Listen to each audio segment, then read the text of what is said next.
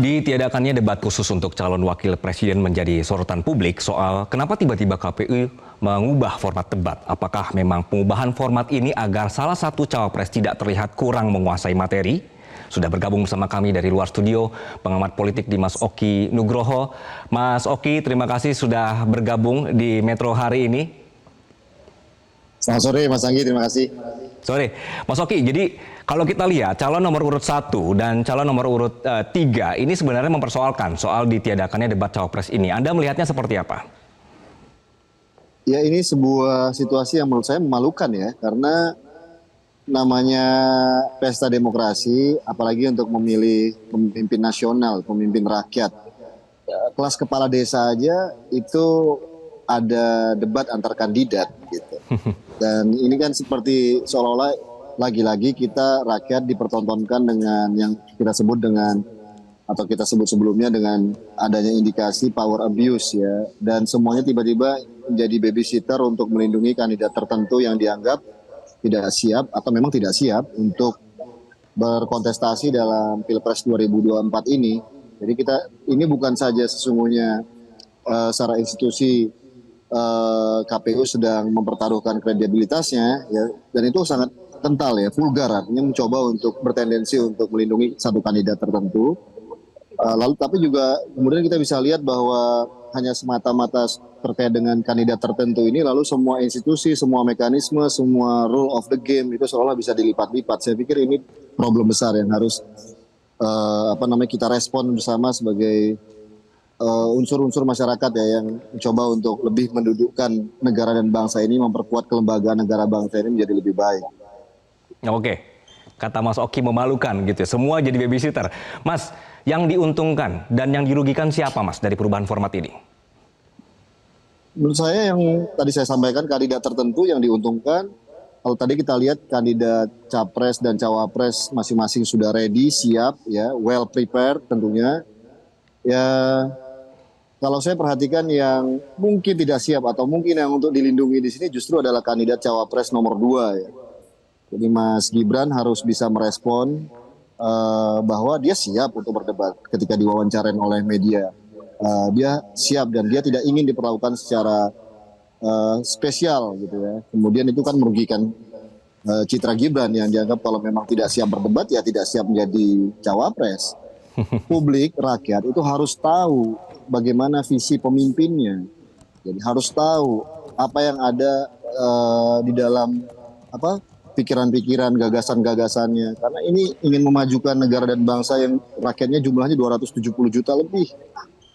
Dan tadi saya sampaikan, bahkan warga desa aja itu berhak untuk mengetahui apa visi misi dari kepala desanya dan bagaimana karakter mereka ketika berdebat, bagaimana ketika mereka mendapatkan challenge, tantangan, pressure, ya, atau bagaimana mereka mencoba untuk bisa berdinamika dalam situasi sosial politik yang dinamis, dan itu tentunya harus diperlihatkan dalam sebuah dinamika perdebatan gagasan dalam debat capres ataupun cawapres. Oke, Mas Oki, KPU ini beralasan bahwa tidak ada sebenarnya undang-undang yang dilanggar oleh mereka ketika merubah format begitu. Kemudian juga Ketua KPU sempat menyatakan bahwa format debat ini menurutnya karena cawapres, maksud saya capres-cawapres ini sepaket. Jadi debat pun harus teamwork. Jadi capresnya juga harus mendampingi ketika debat cawapres. Anda bisa menerima alasan itu? Tidak bisa, itu nonsens menurut saya. Itu mengada-ada, dan tadi saya sampaikan itu memalukan. Ya, jangan sampai kita jadi bahan tertawaan negara-negara atau dunia hanya gara-gara kandidat tertentu, dalam hal ini mungkin cawapres nomor urut 2 Mas Gibran, itu seolah-olah kemudian semua institusi, semua elit, semua harus kemudian memberikan treatment untuk menjaga situasi. Itu menurut saya tidak bisa diterima. Ya, jadi jika ingin bertandinglah dengan fair, sebagaimana disampaikan juga ya oleh Presiden berkali-kali. Menurut saya Pak Jokowi kan juga biar rakyat menentukan. Nah, ini rakyat mau menentukan. Salah satu indikator atau instrumen untuk menentukan itu adalah mendengar gagasannya melalui apa? Melalui perdebatan. Di debat capres dan cawapres ini. Dan cawapres itu tadi benar, itu bukan hanya sebagai ban serep, itu harus unsur penting. Jadi ini kan kita harus tahu ada transparansi, ada public transparansi. Dan itu menurut saya semangat masyarakat juga sama. Gitu. Artinya menurut saya ini semua institusi negara jangan menjadi babysitter, ya. Tolong jangan memalukan negara ini. ya kan? Dan jangan kita semuanya itu dipaksa untuk bersama-sama menerima kenyataan pahit, padahal alternatifnya masih sangat besar, ya, dan saya pikir masih sangat luas. Dan artinya menurut saya ini kita jangan mau digendam, ya, kita sama-sama harus bangkit, harus sadar rakyat, masyarakat sipil semuanya sesungguhnya sedang dipertontonkan dengan adegan yang tidak lucu. Oke. Dan KPU harus menyadari itu dan merevisi kebijakan itu secara cepat. Mas Oki, Anda sempat menyinggung tadi soal transparansi ya. Anda melihat KPU ini komunikatif menjelaskan alasan perubahan format, Mas? Tidak ya, menurut saya sangat simplifikatif dan sangat menurut saya justru seperti membodohi rakyat ya, menyederhanakan persoalan. Dan ini secara komunikasi publiknya sangat buruk ya. KPU harus segera merubah ini dan harus bisa menunjukkan bahwa mereka adalah lembaga yang berkredibilitas. Dan saya pikir ini kan juga kita bicara tentang apa ya, tentang komitmen, integritas seseorang ini tidak hanya dipertontonkan saat ini, tapi nanti setelah itu akan menjadi sebuah sejarah yang baik. Saya pikir KPU juga tentunya menginginkan bahwa mereka dan Bawaslu juga menyelenggarakan pemilu itu dengan baik ya, akan menjadi legacy bagi mereka. Menurut saya harus penjelasan apapun tidak akan bisa diterima jika tadi disampaikan Bang Todung, saya sepakat banget itu bahwa memang karena memang aturannya harus ada perdebatan cawapres dan itu harus individual ya, tidak usah didampingi, tidak usah khawatir. Dan menurut saya bagi Gibran sendiri, Gibran juga harus menunjukkan kualitasnya, dia harus menunjukkan bahwa dia siap menjadi cawapres. Ini memilih pemimpin nasional lagi-lagi gitu. Jadi dia harus tunjukkan dia siap. Kalau dia tidak siap berdebat, berarti dia tidak siap jadi cawapres. Oke, Mas Oki, jadi menurut Anda KPU sendiri yang mereduksi kredibilitas mereka? Saya pikir ya, ini seperti saya tidak tahu apa yang terjadi dan saya tidak mau menduga-duga, tapi yang kita lihat nyata-nyata aja lah tadi ya, dengan penjelasan Ketua KPU tadi menurut saya sangat simplifikatif. Saya tidak merasa respect ya dengan penjelasan seperti itu, seolah-olah dengan alasan teamwork lah, alasan apalah, visi lah, itu menurut saya sangat mengabaikan. Pertama tadi disampaikan oleh Bang Todung tadi benar bahwa memang aturannya cawapres itu ada perdebatan 2 kali ya, 2 debat publik, dan lalu logikanya memang mereka harus bisa mampu menyampaikan visi misi mereka, gagasan mereka untuk menjadi pemimpin, menjadi cawapres. Sekaligus ya, mereka juga bisa defense, bisa mempertahankan dan merespon pertanyaan-pertanyaan terhadap mereka. Gitu. Jadi KPU menurut saya sudahlah, jangan mencari alasan-alasan, mencari-cari alasan pembenaran dan masuk pada akal sehat publik ya. Dan itu menurut saya akal sehat publik menyatakan bahwa memang harus ada debat capres dan khususnya cawapres. Dan kita pengen dengar bahwa cawapres ini baik nomor urut 1 Muhaimin Iskandar, nomor urut 2 Gibran Raka Buming Raka, nomor urut 3 Mahfud MD bukan hanya sekedar ban serep dari tiap-tiap capres ini. Oke, Mas Oki, tapi kondisinya gini, jika memang KPU ini kekeh memakai format ini ya Mas Oki ya, bagaimana calon pemilih untuk tahu kualitas cawapresnya? Well, menurut saya apa yang dilakukan oleh KPU ini, tadi yang disampaikan oleh ketuanya, itu justru mengkerdilkan institusi KPU sendiri. Artinya itu kan terdampak, yang itu yang pertama. Yang kedua, dan yang terdampak adalah kandidatnya. Orang kemudian bisa saja berburuk sangka, bersuuzon tadi saya sampaikan. Inclination-nya tadi kan ditanyakan, ini yang diuntungkan siapa? Yang diuntungkan menurut saya adalah cawapres nomor urut 2. Dan dia merasa, dan orang kan akan dengan gampang menuding bahwa ini ada hengki-pengki atau ada upaya untuk memang mencoba untuk melindungi ya, seolah-olah memproteksi dari nomor urut 2. Tadi saya sampaikan KPU menjadi babysitter atau semua institusi hari ini menjadi babysitter.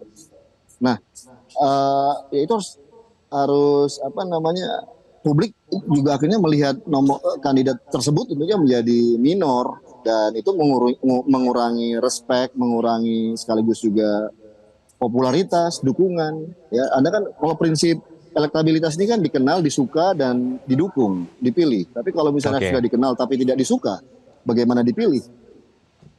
Oke. Mas, tapi faktanya begini.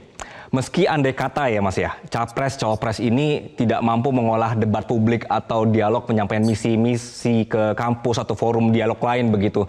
Pendukungnya ini kan kalau sudah fanatik ya fanatik aja begitu, ngedukung habis-habisan karena sudah terpoles dengan baik itu pencitraan melalui medsos atau juga gimmick-gimmick, bukan menyentuh pada substansi ide gagasan. Bagaimana kita meraih kualitas demokrasi yang baik kalau misal dihadapkan dengan situasi seperti ini, Mas? Mas, saya sebagai seorang antropolog politik, ada yang kita kenal namanya, kalau Anda tadi sebut sebagai fanatisme, itu ada yang kita kenal dengan namanya true believers. Jadi true believers itu ya sama lah, mirip dengan fanatisme. Dan lalu untuk membedakannya dengan pemilih rasional. Jadi ada fanatisme, ada true believers, dan lalu kemudian di seberang sana ada pemilih-pemilih rasional. Dan menurut saya hari ini, generasi anak-anak muda, katakanlah yang jadi segmentasi pemilih terbesar, itu mereka adalah pemilih rasional sesungguhnya. Mereka punya hikmat kebijaksanaan justru karena mereka terpapar oleh media sosial. Karena konten-konten pro dan kontra itu mereka temui dengan sangat gampang dan cepat. Beda kalau di zaman kita-kita ini yang mungkin sudah senior, antara tesis, antitesis, sintesis itu lama. Antara satu konten pro dengan konten kontra itu lama. Justru karena mereka terpapar dengan media sosial, pertarungan antar konten itu cepat. Mereka punya sebuah wisdom, sebuah hikmat kebijaksanaan, mereka bisa menilai yang mana yang benar, mana yang nggak benar, mana yang palsu, mana yang nggak, yang mana yang sejati, ya, mana yang gimmick, mana yang dibuat-buat, mana yang cuma joget-joget, mana yang kemudian penuh dengan gagasan dan seterusnya, mana yang dipaksakan, mana yang karena privilege, mana yang sejati, berproses dan kemudian lalu unggul gitu ya. Dan yang harus kita lihat juga adalah bagaimana kesadaran masyarakat. Kadang-kadang yang ini pengalaman kami dalam melakukan peneliti, apalagi dalam konteks politik ya, elektoral, baik itu di pilkada maupun pilpres, kita juga jangan suka tertipu oleh yang namanya impresi pertama. Bisa jadi kemudian mereka ketika dalam survei misalnya khususnya, mereka menyembunyikan pilihan mereka yang sebenarnya. Dan itu lalu mereka menjawabnya dengan tidak terbuka gitu ya. Lalu yang ketiga adalah yang harus kita lihat adalah kalau bicara true believers, kita bicara basis sosial. Basis sosial yang sejati itu sesungguhnya itu bisa kita dilihat dalam sebuah proses politik yang panjang, sosialisasi politik yang panjang. Bukan semata-mata karena populer lihat sosmed, joget-joget, lalu kemudian menjadi fanatisme. Enggak. Atau karena dia seorang anak muda semata-mata gitu, lalu kemudian anak-anak muda yang lain automatically akan mendukung. Tidak juga. Artinya mereka sesungguhnya punya proses-proses politik yang sifatnya sangat kontekstual di masing-masing konteks mereka gitu. Untuk kemudian mereka mempertimbangkan pilihan, pada akhirnya mereka akan memilih sosok yang benar untuk menjadi pemimpin. Dan itu menurut saya tidak serta-merta gitu. Artinya dalam proses cepat ini juga publik akan membaca gitu. Jadi mana pemimpin yang sesungguhnya siap tadi menjadi capres beneran gitu ya. Baik secara kesehatan, baik secara gagasan gitu, baik secara proses politik ya. Dan saya pikir itu publik sangat belajar, dan anak muda hari ini juga mereka sesungguhnya tadi saya sampaikan mereka punya wisdom. Saya tidak melihat bahwa true believers tadi, fanatisme tadi itu ada dalam sesuatu yang instan. Itu nonsense. Yang ada menurut saya itu adalah rent seeker kalau dalam political science. Jadi orang-orang yang mungkin itu mencari keamanan politik atau mencari keuntungan politik dari proses dukung-mendukung. Berarti mereka adalah pemilih rasional. Dan itu sesungguhnya tidak cukup bisa diandalkan sih, tidak reliable ya dalam sebuah pemilu yang memang menentukan, yang kritis.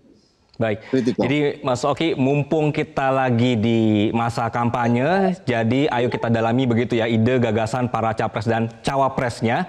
Dan Mas Oki, terima kasih sudah bergabung dalam Metro hari ini. Jelajahi cara baru mendapatkan informasi. Download Metro TV Extend sekarang.